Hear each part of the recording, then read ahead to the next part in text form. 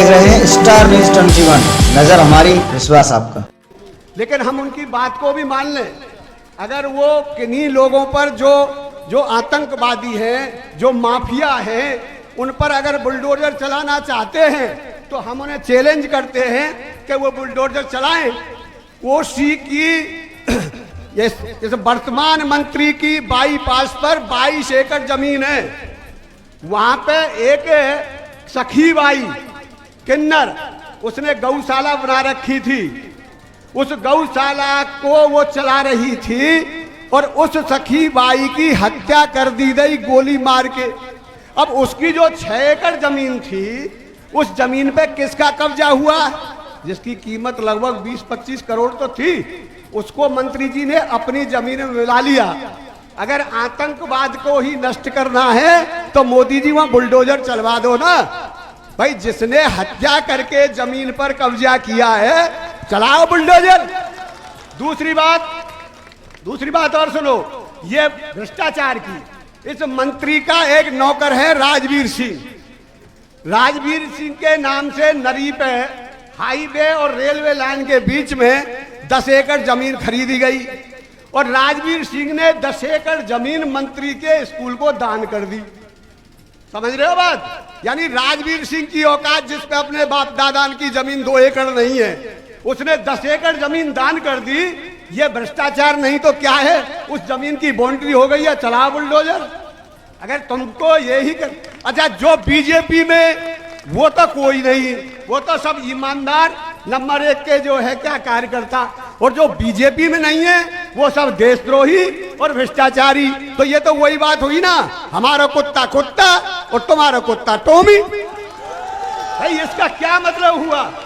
अब मेरा आप लोगों से ये निवेदन है, देखिए इन सब बातों को देखते हुए मैं ये कहना चाह रहा हूं कि ये चुनाव जो है बड़ी ही विषम परिस्थितियों में हो रहा है। अब कोहरा छटने वाला है तो इस कोहरा को तुम ही छटाओगे। तो जब कोई, यानी साथ कहते गुंडे नहीं है, गुंडे सब चले गए, अरे गुंडे तो सब बीजेपी में चले गए ना भाई। जिनको जो है क्या माल मारने हैं, जिनको भूमियों पे कब्जा करना है, जिनको खनन करना है, वो सब तो बीजेपी में चले गए ना। तो मैं अगर बोलूं तो ये बात लंबी हो जाएगी, इसलिए मैं एक बात ही कह रहा हूं अब शॉर्ट करके, क्योंकि पहला मेरी छाती पे ठाड़ो, पीछे ना हट रहे हो। तो मेरी बात समझ लो, 2 मिनट की बात है, जरा समझ लेना। देखो सब लोग तुम खेती किसानी मजदूरी वाले आदमी हो कि मैं एक छोटी सी कहानी बता देता हूं आपको बस। कि बाबा रामदास के पास घोड़ा, और खड़ग सिंह उस घोड़े को चाहता था। उसने कहा बाबा घोड़ा मुझे दे दो। बाबा बोले घोड़ा ना दूंगा। बाबा रात को 4 पाई बिछा के घोड़ा के पास सोवे और खड़ग सिंह की हिम्मत ना पड़ी, घोड़ा ले जा। एक दिन बाबा शाम को घोड़ा घुमाने जा रहे थे तो खड़ग सिंह रास्ता में बोले बाबा मेरी टांग टूट गई है और मुंह पे चलो ना जा रहो, तू वो या गांव तक पहुंचा दे। बाबा दयालु आदमी थे, उन्होंने खड़ग सिंह को घोड़े पे बैठाया और आप पैदल चलने लगे।